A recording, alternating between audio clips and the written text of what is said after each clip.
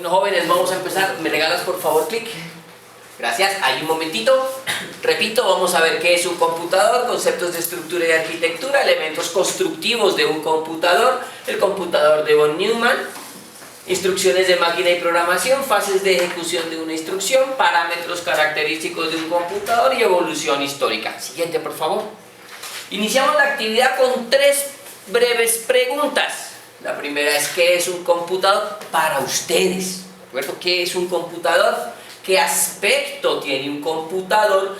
¿Y qué aspectos de un computador tendrían que conocer? Siguiente, por favor. Y empecemos con esa pregunta loca de ¿qué es un computador? Antes de que pasemos allá, piense cada uno qué es un computador. ¿Y quién me regala una definición? A ver. Pues yo creo que es una herramienta que procesa datos. Eso, procesa. Una herramienta que procesa datos. No los almacena, solo los procesa. Listo, muy bien. ¿Quién más tiene? Ahora dice que procesa y almacena. Ya ganó. A ver, ¿qué es un computador? Es una máquina que nos ayuda a optimizar procesos. Optimiza procesos. Bueno, también otro. Es un dispositivo que realiza operaciones aritméticas a gran velocidad. Pero no tan rápido, menos velocidad. ¿Cómo es? Es un dispositivo que realiza operaciones aritméticas a gran velocidad. Un dispositivo que realiza operaciones aritméticas a gran velocidad. Eso. Bien. ¿Quién más? A ver. Es capaz de operar una lógica humana. Sería capaz de operar lógica humana, entre comillas, ¿ok? Perfecto. Pasemos al siguiente slide. Siguiente. Check. ¿Así es un computador? No es Puede ser. ¿No es así? ¿No les gustó naranja? ¿Lo querían azulito? ¿O lo querían rosado, así con vistos y, ¿no? Con toallas de Spark, con moradito, ¿no? Nunca sabe, ¿no? Así. ¿Así no es un computador o no fue un computador? ¿Así? ¿Así? Siguiente slide, por favor. ¿Así no es un computador? Sí. Sí, claro que sí. ¿Eso no tiene un procesador? ¿No tiene memoria? ¿No tiene buses de datos? Sí. Siguiente. ¿Así no es un computador? Sí. Tiene que tener algún tipo de procesador, porque hay colas de impresión que hay que manipular. Siguiente. ¿Así es un computador? Sí. Tal vez. No, tal vez no. Sí. Sí es un computador, es un servidor en un rack. ¿De acuerdo? Que tiene muchísimos núcleos y muchísimo procesamiento y muchísimo almacenamiento. Siguiente. ¿Eso es un computador? ¿Eso que está ahí? ¿Eso que está allá? Sí, esa es una lavadora Wi-Fi. ¿No las han visto? Ay, ¿en serio no las han visto? Si quieren van al costo, no es mentira mía. Pues es que el costo es hiperahorro, siempre se pueden ganar la mitad de la compra, no es publicidad, pero podrían también ir al Éxito, no sé, o mirarlo por internet, lavadora Wi-Fi, y desaparece un modelo como este, o la de Whirlpool, porque creo que esa es la de Samsung, o la de Whirlpool, o la de cualquiera. Y yo me pregunto hoy día, ¿y para qué le pongo Wi-Fi a una lavadora?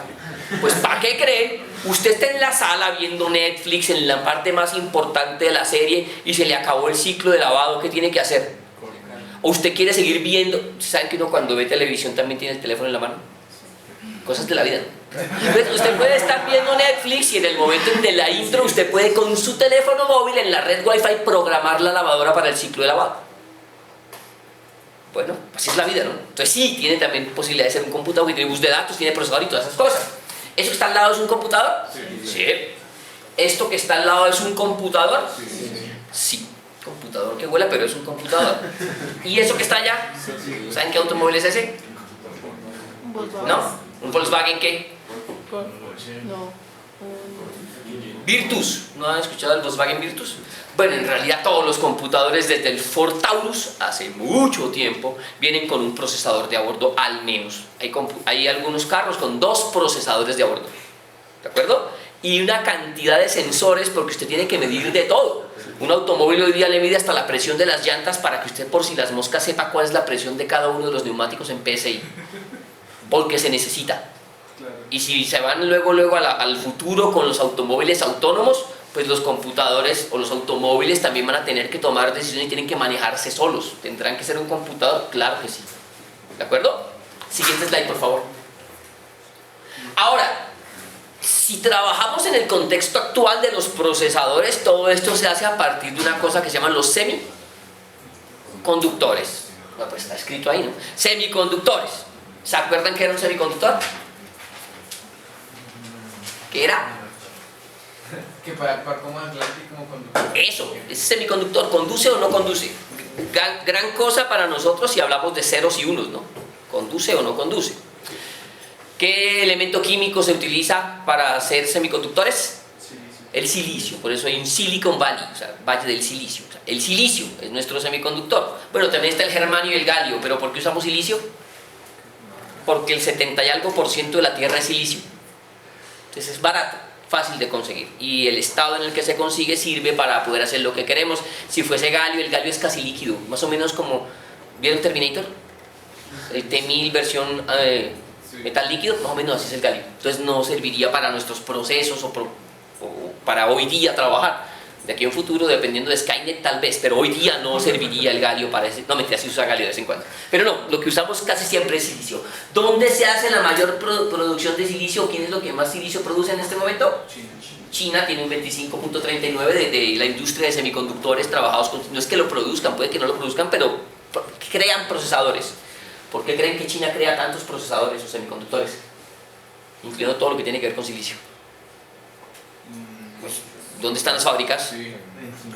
¿Dónde hacen los iPhone y todo lo demás, y los Huawei y lo que sea? Pues en China, ¿de acuerdo? Y así van a encontrar, miren que Estados Unidos tiene apenas el 5.61% de creación, pero China tiene el 25.39% de creación de dispositivos con semiconductores. Siguiente slide, por favor. Ahora, en la industria de semiconductores, solamente el 2% se utiliza para hacer procesadores. Casi nada. Y ahora vamos al siguiente slide. Y vemos que de ese 2%, para hacer procesadores de computadores, solamente es el otro 2%. O sea que para hacer procesadores de computadores es mínima la cantidad de semiconductor que se utiliza. ¿Por qué? Lo dijimos ahorita, en este momento casi todo tiene un procesador. ¿De acuerdo? Entonces para computadores, para PCs, es muy poco comparado con todo lo que hay que hacer. ¿Cuántos PCs puede haber comparado con cuántos móviles? ¿O cuántos hornos microondas que también tienen algunos procesadores? ¿O cuántos... Bueno, lavadoras no, hay poquitas, pero ¿cuántas lavadoras vienen con un sistema electrónico y que tienen algún tipo de sensores? ¿Cuántos automóviles? Miren el indicador de automóviles. Un automóvil tradicional, normal, nada de lujos, puede tener entre 25 y 50 procesadores para todo lo que tiene que ver con el manejo electrónico del automóvil. ¿Listo? Bueno, ¿sí es claro? Siguiente slide, por favor. Entonces, ¿qué es un computador? Queda esa pregunta como del millón y que dieron muy buenas respuestas. Es una máquina que se destina a procesar datos, ¿de acuerdo? Pero no solo dentro del proceso, de la parte de proceso, también tenemos que contar con el almacenamiento. Los computadores también almacenan datos. ¿Y qué es lo que tenemos? Datos que ingresan a un computador para obtener algún tipo de resultado. Pero ese resultado en el computador se da a partir de unas instrucciones que casi siempre ustedes, futuros ingenieros de sistemas, hacen en lenguajes de alto nivel. ¿Se acuerdan de los niveles de los lenguajes? Bajo nivel, alto nivel, ¿listo? Interpretados, bueno, esas cosas, ¿listo? Entonces un computador está destinado a procesar datos y esas instrucciones van a convertir esos datos en unos resultados que van a ser información. ¿Ok? ¿Listo? Vamos al siguiente slide. ¿Cómo están esos datos? Pues esos datos van a estar en un formato binario. Ya vamos a llegar luego al porqué de ese binario, pero van a estar en un formato binario. Y ese formato binario, los datos, cuando usted los ingresa en su formato decimal, común y corriente, en su formato de lenguaje natural, pero tienen que ser transformados en código binario, para que se conviertan en instrucciones binarias, para que se emitan resultados binarios y de alguna manera luego decodificar eso para que pueda ser entendido y visto por seres humanos comunes y corrientes. La computación no es solamente para esos magnánimes seres que son ingenieros de sistemas, no. La computación es para todo el mundo. ¿Quién en estos momentos históricos no utiliza un computador? ¿Quién no tiene un celular? O sea, el índice es supremamente bajo. La gran mayoría de personas ya utilizan un computador. ¿Ok? Listo. Vamos al siguiente. ¿Qué tenemos que hablar? Si hablamos matemáticamente, diríamos que la representación a nivel binario va a estar dada en una función de dos variables, de dos valores máximos, que van a ser o 0 o 1. Y entonces entramos a una diatriba brutal porque nosotros hablamos con muchísimas más cosas que ceros y unos, ¿no? ¿Cierto que sí? Porque, por ejemplo, una A no está en ceros y unos, a menos que haya algún tipo de proceso, ¿cierto? ¿Sí? ¿Todos de acuerdo? O sea, para la computadora solo hay ceros y unos, que en la vida real se van a convertir más en pulsos eléctricos que otra cosa. Pero son ceros y unos, para que lo podamos entender de una manera lógica. Y vamos a representarlos entonces en una función de 0 o 1 máximo. Solamente tenemos dos valores para cubrir un dato, que es lo que luego más adelante, cuando veamos unidades de medida, vamos a conocer como un bit. Bit, ¿se acuerdan del bit? O es 0 o es 1. ¿Qué valores puede tomar un bit? O 0 o 1. ¿Un bit puede tomar el valor de 2? No. O es 0 o es 1. ¿Listo? Eso es. Siguiente slide, por favor. Ya tenemos claro qué es un computador. Una máquina que procesa y almacena información a velocidades alarmantes. ¿Listo? Pues trabaja con unos ciclos que luego van a ser flops, teraflops, una cantidad de cosas, maneja frecuencias en gigahertz. Luego hablaremos como más a detalle de eso. Pero vamos a mirar ahora entonces conceptos básicos de la estructura y arquitectura de un computador. Vamos al siguiente, por favor. ¿Cómo es nuestra base tecnológica para poder llegar ahí? Partimos de una tecnología, y esa tecnología lo que me describe es cómo se deben construir los componentes que se van a usar en la computación. ¿De acuerdo? Una base tecnológica. ¿Cómo se construyen? Y entonces ahí encontramos las compuertas que a ustedes les gustan tanto. ¿De acuerdo? Y luego harán mapas de Carnot y todas esas cosas así, de memoria, pues se las saben todas, entonces no hay problema. Entonces aquí encontramos los famosos NMOS. CMOS, IMOS, ¿se acuerdan de todas las cosas?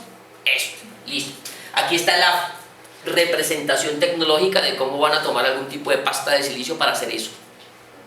Eso los va a llevar a una estructura, y la estructura son esos componentes que tiene la máquina y su respectiva organización. Entonces habrá módulos de memoria, habrá buses de datos, habrá registros de memoria, habrá unidades de control, habrá unidades aritmético-lógicas, y habrá buses de entrada, o dispositivos, dispositivos de entradas y salidas. ¿De acuerdo? Que buses ya están aquí. Y habrá algún tipo de dispositivo de entrada y salida. Entonces, esa es la estructura. Ahora, cuando yo tengo estructurado cómo va a ser mi máquina, ¿qué hago con esa estructura? Empiezo a generar arquitectura, que van a ser los atributos que el programador puede ver. ¿De qué me sirve una computadora si no se programa? ¿Para qué le serviría un computador sin programación? Bueno, de pisapapel tal vez, o sea, hay que ser creativo, o sea, pero si un computador no tuviera un sistema operativo, si un computador no tuviera software de aplicaciones, si un computador no tuviera... Pues imagínense un Huawei sin Android, o sea, sin ningún sistema. Pues, ¿para qué le sirve? Para poquito. Ahora, pues los de Huawei no se van a dormir y pues hicieron su propio sistema, ¿no? Y luego están peleando por ahí si lo usan o no lo usan ahí. Va la pelea, eso es más político, económico que otra cosa. Pero si yo tuviese un computador, toda la estructura del computador con memoria, procesador, unidad aritmético-lógica, pero no tuviese programas, ¿serviría para algo ese computador? No. ¿Para qué me servía? Para nada. ¿Ok? Bueno, pisapapeles tal vez, esa es una buena opción. ¿Listo? Como arma no. ¿Cómo así que como arma? No. No va a pegarle con el computador al otro, no haga eso. ¿Listo? Entonces la arquitectura van a ser esos atributos que el programador ve para poder hacer algo con la computadora, para poder utilizar esa capacidad de procesamiento y almacenamiento. ¿Listo? Esto va aparte, pero tiene mucho que ver con la historia de esto. ¿Se acuerdan de la computadora ENIAC? Eso lo hablaron en Introducción a la Ingeniería, me acuerdo. ¿Sí se acuerdan de ENIAC o no? de esa gran computadora, que no era computadora sino calculadora, Ah, sí, pero que procesaba, tenía 18.000 tubos al vacío, ¿se acuerdan? Más o menos. Y procesaba 5.000 operaciones en un segundo. Pues ningún ser humano va a hacer eso. Si usted no está diseñado para hacer operaciones matemáticas por segundo, eso no es su diseño, para eso no es usted. ¿De acuerdo? Entonces desde ahí vemos el poder de cómputo que puedo tener. Pero si tengo poder de cómputo y no hago nada con él, pues no jugamos a nada, ¿no? ¿Ok? Vale, siguiente slide, por favor. Cuando hablamos entonces de los atributos visibles para un programador, ¿de qué hablamos? De juegos de instrucciones con los que el programador puede hacer algo y que la máquina le ofrece, de tipos y formatos de datos para poder usar el computador. Y ahí ustedes están haciendo remembranzas y pensando en las variables enteras, de coma flotante, string y una cantidad de cosas. Ya van volviendo, con razón, es así. ¿De acuerdo? Van a hablar de número y tamaño de registros, de técnicas y mecanismos para entradas y salidas, y de técnicas de direccionamiento de memoria. ¿Se habían escuchado alguna vez de DMA? ¿O no? No DMG, no lo de la aplicación, DMA. No, bueno, luego vamos a hablar de eso a detalle. Siguiente slide, por favor. ¿Cuáles son los elementos constructivos de un computador? Siguiente slide. Entonces partimos, eso es un repaso, ustedes lo saben desde Introducción a la Ingeniería. Pasamos de un sistema digital basado en ceros y unos y de unos elementos constructivos, transistores, compuertas lógicas, etc. Vamos a hablar acerca del sistema digital basado en 0 y 1. Démosle el siguiente, por favor. Y llegamos al fabuloso y fabulantástico mundo de los binarios. ¿Ustedes vieron binarios en alguna parte? Sí, ¿verdad?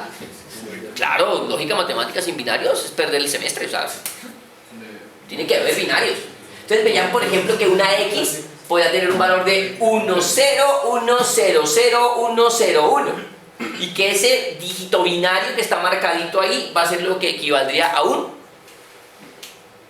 en el mundo computacional, ¿qué sería un dígito binario? Un bit. Si usted busca en el diccionario, Wikipedia o lo que quiera, bit es binary digit o dígito binario. Por eso se llama bit. No le pusieron Pascual, no le pusieron María, le pusieron un bit. Binary o binary digit, dígito binario. Entonces eso sería más o menos un bit. Y que va a tener un peso. ¿Sí manejaron alguna vez la escala? ¿O no? Sí, el 2 a la 0, 2 a la 1, 2 a la 2, 2 a la 3, 2 a la 4, sí. Que este 2 a la 0 pues será 1 porque todo número elevado a la 0 da 1, ¿sí?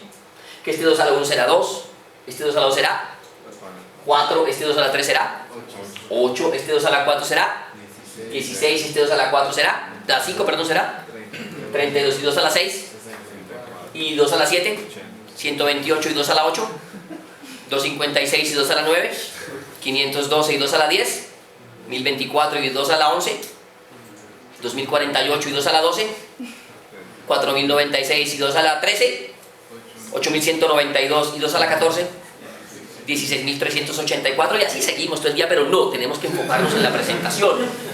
¿Listo?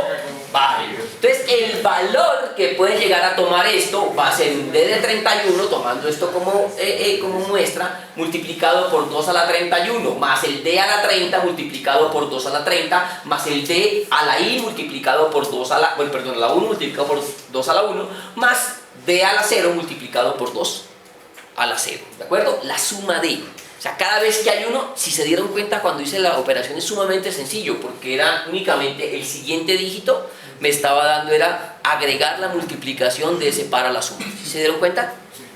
O sea, porque pasamos de 128 al doble, que es 256, y de 256 al doble, que sería 512, ¿sí? Y así va a mantenerse la escala binaria, que luego les va a servir para poder definir las unidades de medida de la información, que son los bytes, que van de byte y van hacia arriba, kilobyte, megabyte, gigabyte, terabyte, zettabyte, yottabyte, petabyte, bueno, petabyte, zettabyte, yottabyte, ¿no? En orden. ¿Listo? Ok, vale, perfecto. Siguiente slide, por favor.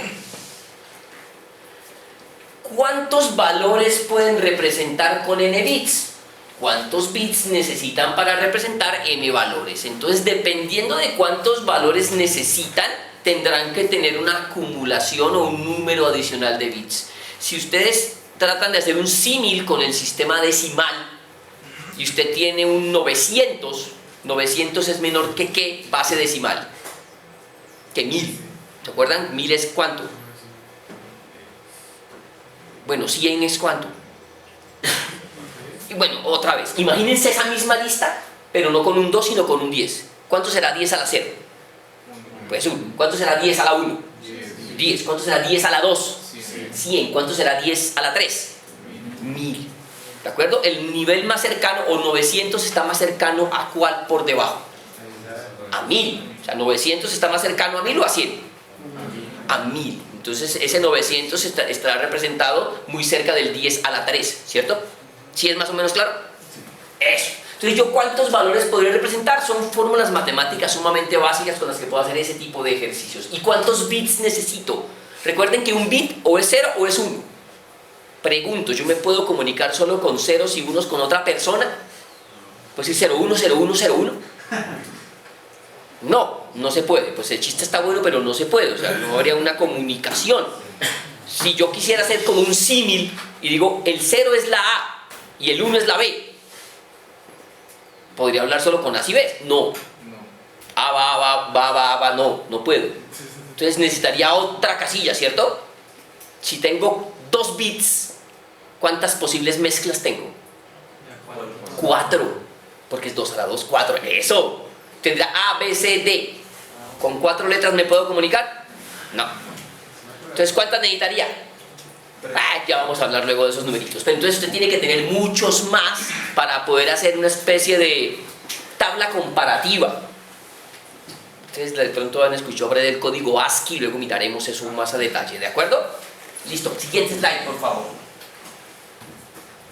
Entonces, ¿cómo podemos calcular esos valores que se representan con 2 a la n? ¿Cómo puedo saber cuántos bits necesito? Pues si es 2 a la n, recuerden que el logaritmo es el inverso, con el logaritmo de 2 del valor de m podría saber cuántos bits, ¿de acuerdo? Y es por exceso, ¿vale? ¿Y cuántos n bits necesitaría si los valores a representar empiezan en el 0? Con 2 a la n menos 1. Como les digo, son operaciones aritméticas supremamente básicas. Ustedes ya manejan eso casi que de manera intuitiva, ¿vale? Siguiente slide, por favor. Y empecemos. ¿Cuántos códigos distintos se pueden codificar con 8 bits? A ver. O sea, que lo hagan ustedes, mental, con el cuaderno.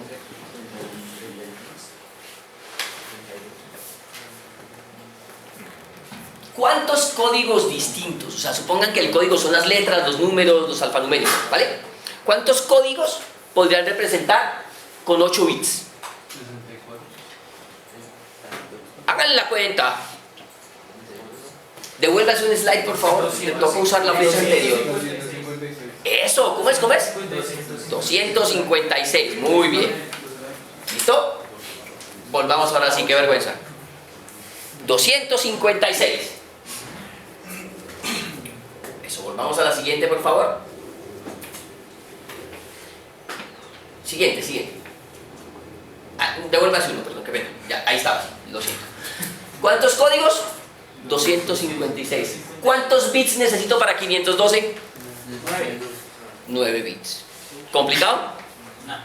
2 a la 9 les daría ese 250, ese 512, ¿no? Perfecto. ¿Hasta ahí es claro? Excelente. Siguiente slide. Ahora vamos a la siguiente parte. Nuestro repaso arranca diciendo que partimos de un sistema binario. O es 0 o es 1. Y que tendremos que hacer unas mezclas de esos numeritos para poder almacenar de alguna manera códigos o caracteres. La otra cosa que tenemos que tener en cuenta son los elementos constructivos de este tipo de tecnología. Y vamos a hablar de transistores, puertas lógicas o compuertas lógicas, puertas lógicas de tipo secuencial, combinacional, para poder llegar a la generación de registros de memoria o de almacenamiento. ¿Listo? Vamos al siguiente slide. Y ahí empezamos a mirar cómo va el asunto. Tenemos primero, a nivel de transistor, transistores del tipo NMOS, en el que tenemos una entrada que puede tener valores de A y B, ¿de acuerdo? Y aquí tenemos unos PMOS, que es la negación de la entrada con A y B. ¿Sí? ¿Eso es claro? ¿Qué quiere decir? Que en el formato NMOS la entrada es 1 y conecta A con B. O sea, hay una conexión de circuito. Cuando es 0, no hay circuito.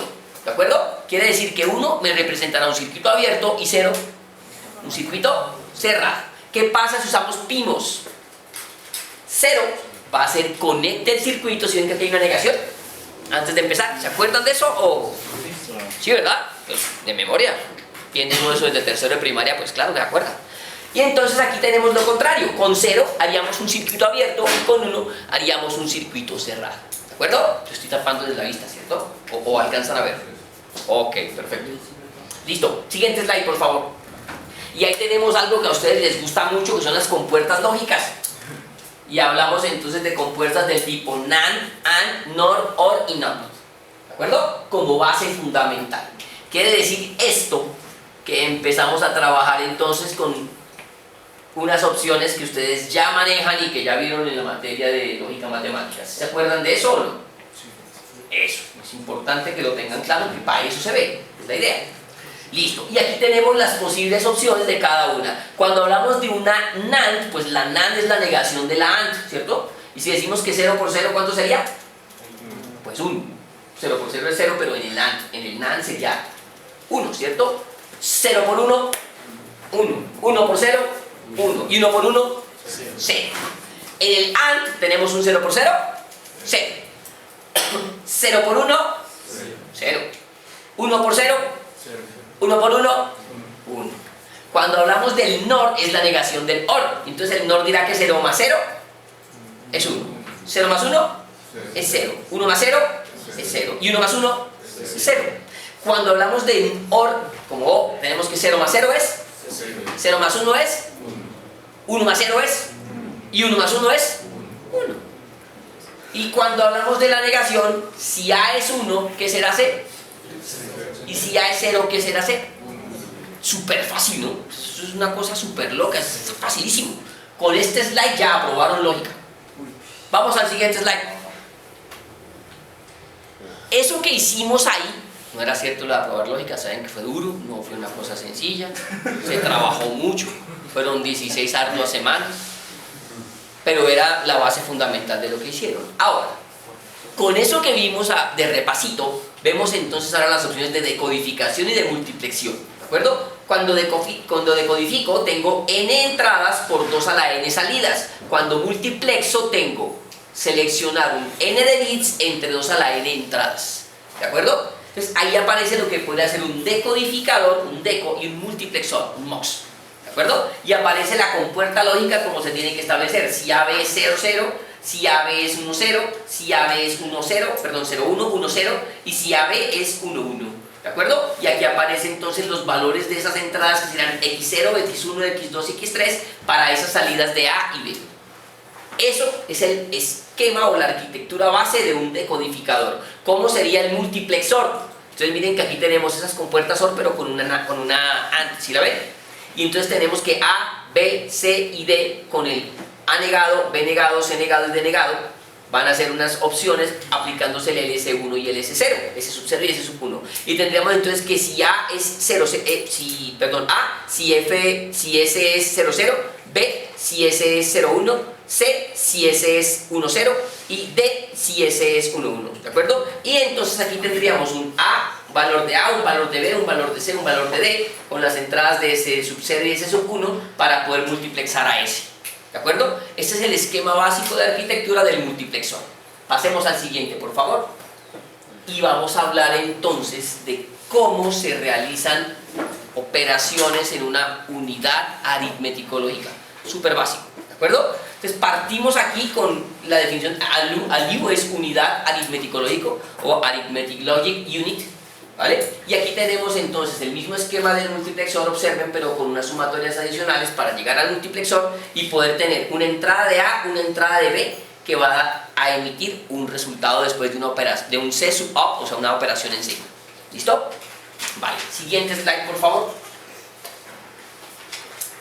Mirando esto entonces podemos pasar a los circuitos secuenciales. La salida va a depender de cuál es el valor de entrada y el estado actual. Y entonces tendríamos la posibilidad, por ejemplo, de Bistable RS o Bistable D, ¿de acuerdo? En el que podemos tener almacenamiento de un bit y almacenamiento de un bit con estas diferentes características, dependiendo de cómo entran las compuertas y los valores de S y R para poder emitir una salida en el caso de RS o una salida y una salida negada en caso de D, ¿de acuerdo? Bueno, vamos al siguiente, por favor. Eso nos da la base fundamental para poder hablar de registros. Entonces, en un registro, igual vamos a tener una entrada, vamos a tener un valor de sub 0, de sub 1, de sub 2, de sub 3, dependiendo de cuántos bits se pueden almacenar al mismo tiempo. Esto en este momento, muchachos, es un repaso. Luego vamos a hablar bien detalladito de cómo se hace el proceso de almacenamiento en registros. Ustedes ya vieron estructuras de datos, ¿cierto? Sí. Ok, vale. Es fundamental tener eso claro. En la parte de arriba ven cómo es la compuerta lógica de transistores y en la parte de abajo ven que hay una entrada que va a tener una carga sobre un registro para emitir una salida, ¿de acuerdo? Entradas y salidas dentro del registro a partir de una carga de ese mismo registro. Vamos al siguiente slide, por favor. ¿Qué tenemos que tener claro entonces? ¿Cómo hacemos? Bueno, la definición de registro es un elemento que almacena bits al mismo tiempo, un número n de bits. Y durante ese nivel de carga, el registro va a tener valores. Puede que el registro esté diligenciado o esté vacío, ¿de acuerdo? Puede que tenga un valor antiguo y luego sea reemplazado por un valor nuevo, o sea, sobrescrito. ¿Listo? Recuerden que los registros de memoria son reescribibles. Cuando hablamos de memorias de almacenamiento de tipo volátil como la memoria RAM no se mantiene siempre igual, siempre va cambiando. Es memoria volátil. ¿Qué pasa con la RAM cuando usted apaga el equipo? No se borra en realidad, se reescribe cuando se enciende nuevamente. ¿De acuerdo? Nosotros lo podemos tomar como un borrado de memoria porque pues al apagar el computador, como es memoria volátil, queda totalmente blanco y empezaría un proceso, o queda con los últimos valores almacenados, pero al reencender el computador se van a volver a utilizar esos registros de memoria para algo. Puede que sea para lo mismo, tal vez, puede que no. ¿De acuerdo? Porque es memoria volátil. ¿Listo? Vale, entonces ahí tenemos un nivel de carga en el que el registro va a tener un valor antiguo y en el flanco de carga, se va a almacenar el valor de una nueva entrada. Entonces ahí tenemos cómo es el proceso. Van a tener un CLK que va a tener una carga y esa carga va a tener la posibilidad de una salida, de una entrada, de almacenamiento de un contenido en una duración del tiempo. ¿Qué es lo que o para qué utilizamos los registros? Para almacenar, ¿de acuerdo? De manera temporal o de manera permanente. ¿Listo? Los registros son para almacenar. Siguiente slide. Ahora les queda una tarea. Su primera tarea. Van a tratar de entenderme con base en esa explicación que luego van a poder repasar qué es un demultiplexor. Ya saben que es un multiplexor. Van a buscar qué es un demultiplexor. Primera tarea.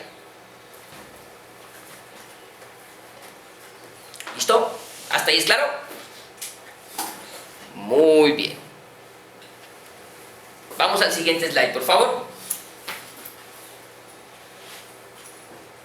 Y empecemos a trabajar con base en el computador de von Neumann. Me quedó mal escrito Neumann, lo siento. Siguiente slide. ¿Eso que está ahí, si lo han visto alguna vez? Así sea en televisión. Levanten la mano los que ya han desbaratado un computador. Mantengan arriba los que desbarataron el suyo. Ah, bueno, sin irresponsabilidad. No, mentira, usted puede desbaratar al que quiera si le dan permiso. Ya han desbaratado un computador. Y así, como una lista, cuéntenme qué tiene un computador por dentro. Una tarjeta madre. Ventiladores, sistemas de refrigeración. Sistemas de refrigeración, pueden ser disipadores de calor, ventiladores, eso. Las memorias RAM. Memoria, eso, memoria RAM. Una fuente de poder, eso. ¿Qué otra cosa? Tarjeta de video. Una tarjeta de video, ¿qué más? Disco duro. Un disco duro, puede ser un disco duro mecánico o en estado sólido, pero es un disco duro. Procesador, claro, imagínense casi que no me mencionan el procesador. Procesador, puede ser uno, puede ser dos, puede ser uno con virtuales o dos en paralelo, dependiendo de si les gusta mucho esto del gaming y todo este cuento. ¿Listo? Vamos al siguiente slide, por favor. y tratemos de mirar el modelo base del computador de von Neumann en esa computadora tradicional que vemos de casa.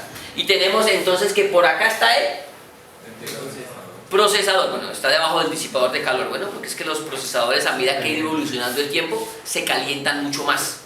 Después les voy a contar por qué, aunque ustedes ya saben. Va a haber una memoria, que por ahí está más o menos.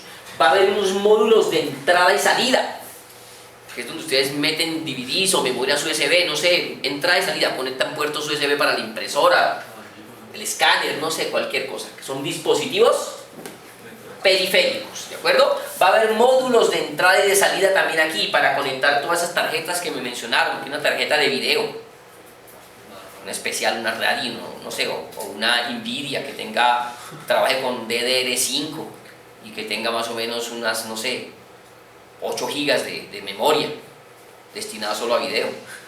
A más de uno se le hizo agua a la boca, ¿no? Pero no, estamos hablando de los componentes nomás, ¿de acuerdo? Siguiente slide, por favor. He ahí el computador de von Neumann, ¿de acuerdo? ¿Y qué es lo que hace entonces el computador de von Neumann? Es una máquina capaz de ejecutar una serie de instrucciones elementales. Instrucciones elementales, que entre paréntesis colocamos como instrucciones de máquina, que están almacenadas en memoria, son leídas y ejecutadas. Esa es la definición del computador de von Neumann.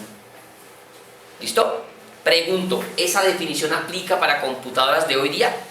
Sí, porque manejamos el modelo de von Neumann. ¿Ok? Listo, siguiente slide, por favor. Y he ahí ese modelo. Si ven que lo pusimos, 2 slides hacia atrás, por favor. Qué vergüenza. 1 y 2. Eso. Si ven ese mapa que está aquí, 2 slides hacia adelante. 1, 2. 1, 2. Gracias. Entonces ese mismo esquema está aquí. Y van a tener entonces un procesador que necesita de una memoria principal que va a estar interconectado por buses que pueden ser de 3 tipos, de control, de datos o de direcciones, a unos módulos de entrada y de salida que también van a estar conectados a su vez a unos periféricos. Así nos imaginamos el mundo y así es, ¿de acuerdo? Desde el modelo de computación von Neumann. Siguiente slide. ¿Qué hacemos entonces? Vamos a ir describiendo paso a paso este modelo. En los módulos de entrada y de salida va a haber unos datos e instrucciones. El teclado es un dispositivo de entrada. O sea que el teclado tendrá que tener algún tipo de conexión al computador de entrada para que uno pueda meter los datos desde un teclado. En una configuración en el idioma que uno tenga, puede ser español, puede ser inglés, puede ser chino, no sé, dependiendo de quién es el usuario. Y va a haber unas teclas para que esa persona digite unos valores y eso entre a la máquina para algún tipo de proceso. ¿Ok?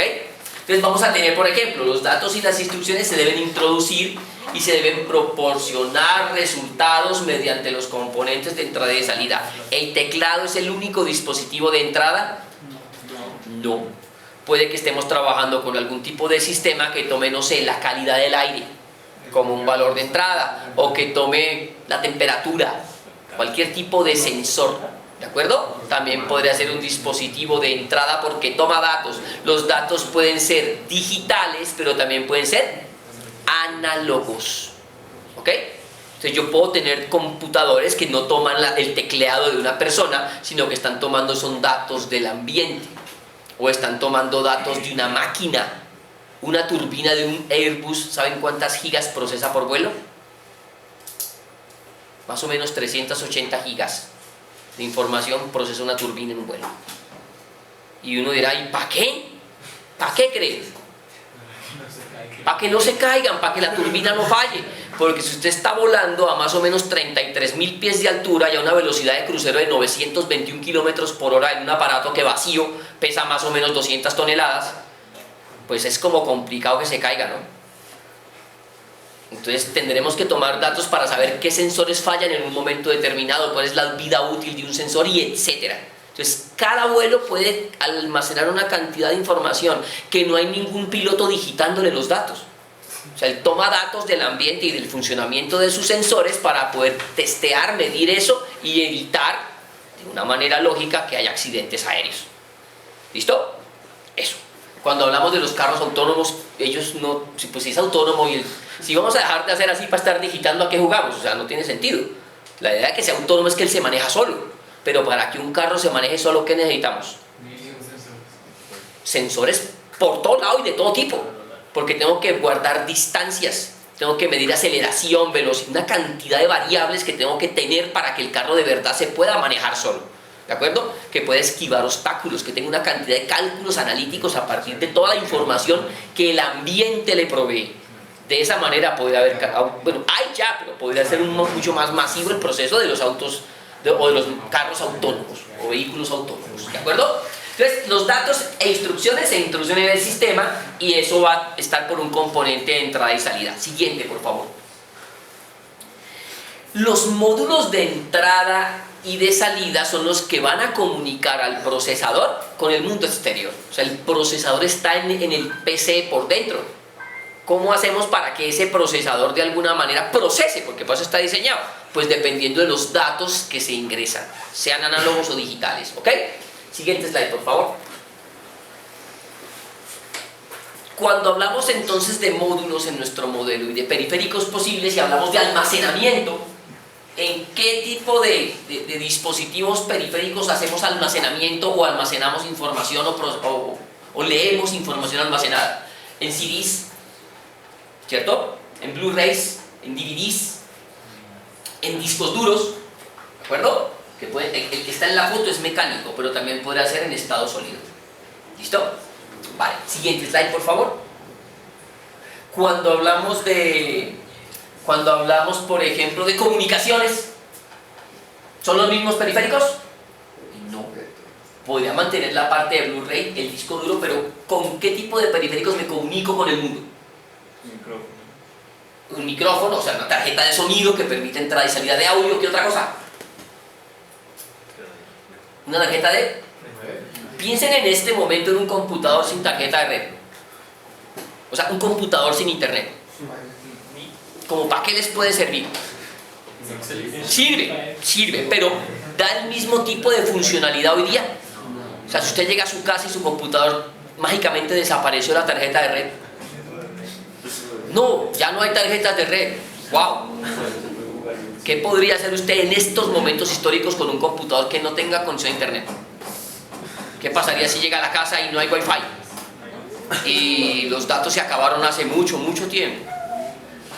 La soledad puede afectar la salud psicosocial de las personas. Entonces hay que tener cuidado con eso. ¿Listo? Entonces la parte de comunicación puede ser por este tipo de periféricos. La tarjeta de red no es un componente básico de un computador, es un periférico en realidad. ¿Qué necesita un computador como componentes básicos? Una CPU. ¿De acuerdo? Que es el procesador con la unidad aritmético lógica y con la memoria. Una CPU, una pantalla y un teclado. ¿Necesita algo más?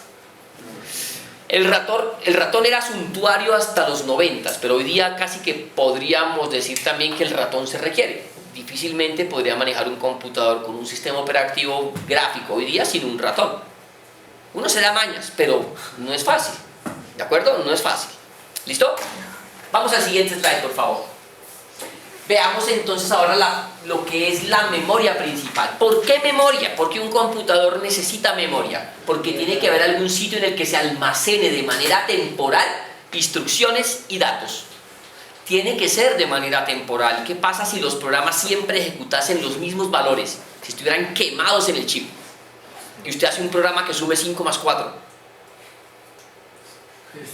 Mágico, pero después de que lo use una vez ya de pronto no le va a servir para mucho. Porque usted se aprende que eso es 9, ¿sí o no? ¿Ya para qué? Entonces tiene que ser dinámico, tiene que ser volátil, tiene que poder cambiar valores. No sirve de nada que yo ejecute un programa que siempre me dé el mismo resultado. No sirve. ¿De acuerdo? Listo. Entonces la memoria principal se necesita para poder almacenar de manera temporal instrucciones y datos. Siguiente slide, por favor. Y lo ven casi siempre como en esas barritas. Sí. Yo sé que más de uno ya ha sacado esas barritas de su computador y las ha lavado con detergente en el lavaplatos, ¿no? Bueno. Listo. ¿Alguna vez han tenido eso en la mano? Han tocado una memoria de estas, ¿de acuerdo? Con o sin estática la han tocado. Bueno, esa memoria principal que va a estar en una motherboard, que por ahí mencionamos que es como la base donde vamos a poner todos esos componentes del modelo von Neumann. Listo. Siguiente slide, por favor. Entonces la memoria la pudiésemos representar de manera gráfica, no como esa barrita, sino como una pila de datos. No sé si ya de pronto habían hecho ese ejercicio. Y en esa pila de datos ustedes van a tener unas direcciones de memoria, unas memoriales, van a tener unos registros de memoria, va a haber direcciones, va a haber instrucciones en unos registros de memoria y va a haber una cantidad de espacios en los que ustedes van a poder almacenar esos registros de datos, los memory, los MBR, y las señales de control que pueden ser de lectura o de escritura. La memoria a veces se lee, a veces se escribe, ¿de acuerdo? A veces se lee, a veces se escribe. Van a tener entonces datos, van a tener instrucciones, van a tener direcciones de memoria y van a tener eso ubicado en lectura o en escritura. Casi siempre la representamos así como una pila de datos en los que se va almacenando bits, que luego cuando hablemos un poquito de assembler se va a ir a instrucciones de máquina en lenguaje de bajo nivel. Siguiente slide, por favor. Entonces, esa memoria pues va a tener unas direcciones y esas direcciones van a tener un número de posiciones, que cada posición debe tener también un tamaño. Más adelante vamos a hablar de lo que son palabras. No es la misma palabra que uno escribe en el lenguaje natural tradicional. Hay una medida o una unidad de medida que se llama palabra. Hay una unidad de medida que se llama página. ¿De acuerdo? Dentro de la memoria. Esto no es de este tema, lo van a ver luego en sistemas operativos cuando hablen algo de segmentación y de... Ahora se me fue el otro tema. Era segmentación y... Bueno, luego me acordaré. Igual no es de este tema, no se preocupen. Entonces ahí van a tener la parte de espacios de direcciones, el número de posiciones que pueden llegar a tener, ¿de acuerdo? Y el tamaño de cada posición para poder tener bits por posición. Siguiente slide, por favor. ¿Cuántas posiciones o cómo va el espacio ahí? Yo tendría entonces un 2 a la n posiciones dependiendo de n como esos espacios de memoria, y tendría también tamaños de cada una de las posiciones por el número de bits. Vamos al siguiente. ¿Listo? Ahora, ya hablamos de la memoria principal, ya hablamos de los módulos de entrada y de salida que se interconectan con periféricos, pero bueno, ¿y cómo se interconectan? ¿Con qué? ¿Con los qué? Los buses. Son cables en realidad, sí, son hilos de cobre. ¿De acuerdo? Son hilos de cobre. Y esos cables o esos hilos, esos buses de transmisión de datos van a tener la función de interconectar al computador de manera interna. ¿De acuerdo? Con la memoria, con el procesador, con los dispositivos de entrada y de salida, con los módulos, ¿de acuerdo? Que van a los periféricos. Hay 3 tipos de buses. ¿Cuáles son? Sí, 3 tipos de buses de datos. De control, de datos y de... Eso, muy bien, muy bien. Control, datos y dirección. Siguiente slide. Ah, sí, ¿se han visto esas correas alguna vez? Estas grisecitas. A veces cambian de color, a veces son azules o amarillas, depende de qué tan transparente quiere que sea su PC y tan bonito que se vea cuando lo abre. Esos buses de datos pueden ser de 40 pines, 32 pines, dependiendo del tipo de dispositivo, ¿de acuerdo? Y lo que sí es claro tener aquí, o importa aquí, no son solamente esos, también son estos que ven acá, los sockets. ¿Sí han escuchado de los sockets? Donde usted conecta un periférico, una tarjeta, se llama socket, ¿listo? El procesador también se conecta con un socket, pero usted tiene aquí la posibilidad de conectar más dispositivos periféricos a partir de esos sockets, que en realidad son buses, que se manejan en un número de bits, ¿de acuerdo? O transmiten en números de bits. Si han escuchado del bus de 32 bits o buses de 64 bits, luego hablaremos a detalle de ese tipo de buses. Siguiente slide. Entonces, ¿qué es lo que en realidad sería un bus? Un bus es un camino de comunicación entre 2 o más elementos, procesador, memoria, periféricos, para la transmisión de información entre ellos. Un bus suele formarse por varias líneas de comunicación, cada una transmite un bit. Cuando hablamos de un bus de 32 bits, ¿cuántos bits puede transmitir en simultáneo? 32. Imagínense la avenida Caracas con 32 carriles. Ya, o sea, transmitiría o podría mover, y digan que los transmilenios son los datos, podría mover 32 transmilenios, 32 datos en un solo sentido, en un mismo, o en sentidos diferentes en un mismo instante, ¿de acuerdo? Si fuese la Caracas de 64 carriles, sería 64 bits, pues podrá transmitir ¿cuántos? 64 en un momento determinado, ¿de acuerdo? Lastimosamente no tiene todo eso, pero algún día, no falta, hay que esperar. ¿Listo? El ancho del bus va a representar el tamaño con el que trabaja el computador. Si mi computador tiene buses de 32 bits, es un computador de 32 bits.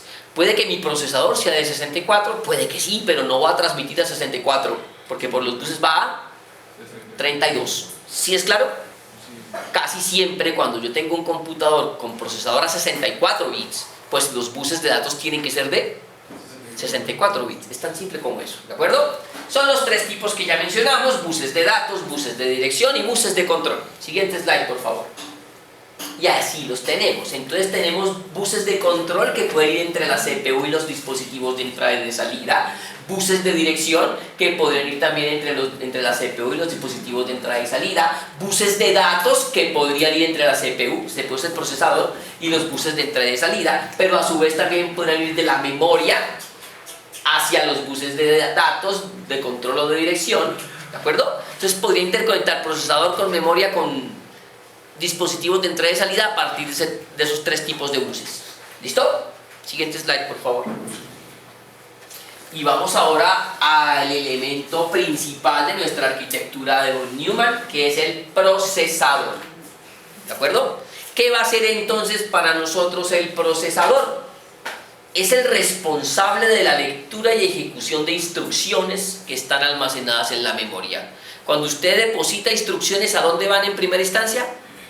A la memoria, a esperar un turno para poder ir al procesador, para que el procesador haga algo con ellas y luego devuelva el dato, ¿de acuerdo? O la información procesada a partir de los datos que recibió. ¿Listo? Vamos al siguiente slide, por favor. Y tendremos dentro del procesador unos elementos básicos de la creación del mismo, que son el banco de registros, ¿listo? La unidad aritmético-lógica, que es la encargada de realizar las operaciones aritméticas y lógicas, y las unidades de control, que son las que leen y ejecutan las instrucciones. Así está compuesto un procesador. ¿Listo? Vamos al siguiente slide. Y casi siempre uno los ve así. ¿Sí los han visto alguna vez? Ha habido varios tipos de modelo. Al principio de los tiempos el procesador venía impreso, o sea, quemado en la motherboard. Al principio de los tiempos, el procesador se quemaba en la motherboard.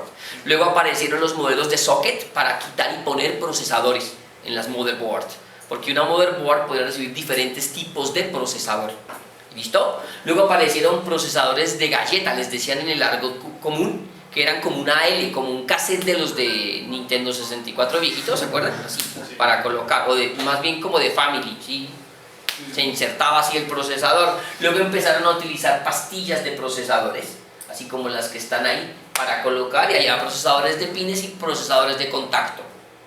¿Listo? Eso. Que el procesador sea uno no indica que no pueda haber múltiples procesadores en un equipo, por una cosa que veremos luego, que va un poquito más avanzado, es la parte del procesamiento virtual, ¿ok? Los procesadores virtuales. Hoy día nosotros hablamos de Core i9, Core i7, Core i5, o hablamos de Ryzen, dependiendo del creador del procesador, y son tecnologías que pueden, dentro de un mismo chip, hacer una cantidad de cosas para que haya muchos procesadores trabajando de manera simétrica dentro del procesador para poder aumentar la velocidad de proceso o mejorar de alguna manera la calidad del procesamiento de datos o de imágenes, ¿de acuerdo? Bueno, las imágenes son datos en realidad también, pero pues procesamiento en general. ¿Listo? Vamos al siguiente slide, por favor. Listo. Y vamos a ir detallando cada uno de los elementos de ese procesador. El primero que vemos son los registros. ¿Qué hace un registro? Un registro va a almacenar una secuencia de bits, ¿de acuerdo? Eso hace un registro. Entonces en los registros se almacenan las secuencias de bits. ¿Listo? ¿Qué va a hacer entonces eso? Va a haber un PC, que es un contador de programa, un program counter, ¿de acuerdo? Que va a contener la dirección de la siguiente instrucción que debe ejecutar. Toda la computación en la arquitectura von Neumann es secuencial y se va haciendo una a una. Aunque, ojo, aunque luego podemos establecer algunos niveles de prioridad. Más adelante vamos a hablar de eso. Y yo podría priorizar algunas instrucciones de máquina, ¿de acuerdo? O sea, no es que eso es de sistemas operativos. Pero bueno, tiene algo que ver con el modelo de 5 estados. Luego de pronto hacemos unos pinitos para que lleguen filocitos a sistemas operativos. ¿Ok? Listo. Entonces, gracias. Eso. Entonces, en el registro RI, que es el registro de instrucción, van a tener ustedes qué instrucción se está ejecutando en un momento determinado. ¿Qué quiere decir? Que entonces en la parte del banco de registros van a tener registros PC y registros PI. ¿Qué es el registro PC? El contador, que dice en qué dirección estamos actualmente ejecutando. ¿Y qué van a tener en RI? El registro de instrucción, que les dice cuál es la instrucción que se está ejecutando. ¿Listo? Eso. Siguiente slide, por favor. Ahora, ¿qué será una unidad aritmético-lógica? Pues la que realiza cálculos aritméticos y lógicos. Los cálculos aritméticos están basados en sumas, restas, multiplicaciones y divisiones. Recuerden que la suma es en realidad lo que hace. Las computadoras suman porque las sumas le dan pie a todo. ¿Sí les contaron eso, sí o no? ¿Qué es una resta? Bueno, ¿qué es una suma? La suma es una adición de términos. Punto final. ¿Qué es una resta? Una sustracción de términos. Eso es como multiplicar por menos 1. Es al revés. Es lo mismo pero al revés. ¿De acuerdo? Entonces restar es sumar inverso. ¿Sí o no? ¿Qué es multiplicar? La multiplicación es una suma abreviada. ¿Sí o no? Así les dijeron a ustedes. Y está en Wikipedia y todo. Una suma abreviada. Quiere decir que 5 por 4 será 5 más 5 más 5 más 5. ¿Cuántas veces? 4 veces. Simple, ¿no? Entonces igual la multiplicación también sale de una suma. ¿Qué es una división? Una resta abreviada. O sea que es una suma invertida abreviada. ¿Qué es la potenciación? Una multiplicación abreviada. O sea que es una suma abreviada, abreviada. O sea, abreviada a la 2. O sea, en realidad todo va a salir de la suma. Las computadoras suman. Y a partir de ciertos movimientos dentro de los registros van a hacer todas las demás operaciones aritméticas base. Adicional a las operaciones aritméticas, también tenemos operaciones lógicas que ya vimos. Cuando hablamos de un y, un o, un no. ¿De acuerdo? ¿Listo? Vale, eso lo va a hacer ALIU, unidad aritmético-lógica. Siguiente slide, por favor. Y pasamos ahora a la unidad de control. ¿Qué hace la unidad de control? Pues la palabra lo dice, es una unidad que controla. ¿Qué se está ejecutando? Como una instrucción, ¿de acuerdo? Controla la ejecución de las instrucciones. ¿Listo? ¿Cómo? A partir de señales de control. Vamos al siguiente slide.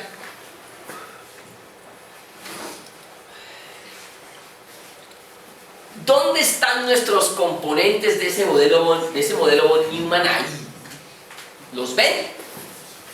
¿O no los ven? ¿Aquí qué hay? Un procesador. ¿Qué hay aquí? Interfaces para los periféricos. Muy bien. ¿Qué hay aquí? Buses, vean, buses del tipo PCI, buses del tipo AGP. ¿Se acuerdan del PCI? La tarjeta de video no, tiene que ser PCI. Sí, o no. AGP. Bueno, luego vamos a ver eso a detalle. EISA. ¿Sí? De tantos bits, de 8 bits, de 16 bits, de 32 bits. Nintendo 64 se llama 64 por los bits. Por eso no es Nintendo 65, ese chiste es malo. No se rían cuando les cuenten eso. Va en contra de nuestras creencias en la informática. ¿Ok? Listo. Entonces, si ven más o menos dentro de esa motherboard los elementos de control. ¿Sí? Eso.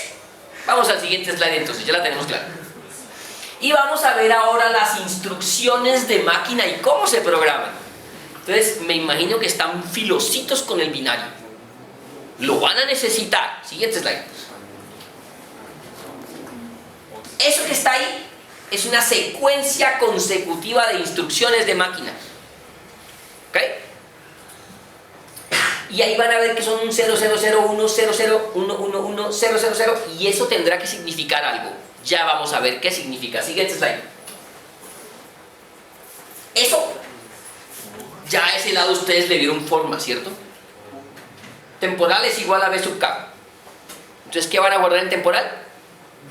Lo que hay en el vector en la posición K. Uf, ya más de uno se imaginó el for o el while y ya hicieron todo el completo. Ya dieron eso para calcular un primo. O sea, ya la tienen clara. Ya.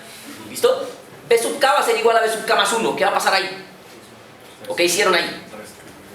Movieron a la siguiente posición del vector, ¿sí o no? Saltaron de la posición en la que estaban a la siguiente. Y eso en realidad es todo esto, miren. Wow. La otra, B sub K más 1 va a ser igual a... ¿Qué hicieron en esas tres instrucciones? Cambiaron, movieron de posición en un vector unos valores, ¿sí o no? Simple. O sea, cogieron un valor y lo movieron de posición en un vector. La tienen clara. Pero ustedes la tienen clara en lenguaje de alto nivel. Señor. O sea, digamos en un lenguaje de alto nivel, pues digamos, si yo quiero saber que una parte de código pertenece a una sección específica, pues no sé, con llaves o con una función o con un método. Pero en binarios, si solo tengo unos y ceros, ¿cómo sé qué fragmento pertenece a una operación específica y qué fragmento pertenece a otra operación específica? No lo tiene que saber. Gracias a mi Dios no lo tiene que saber. ¿Cuál es? Sí, si no.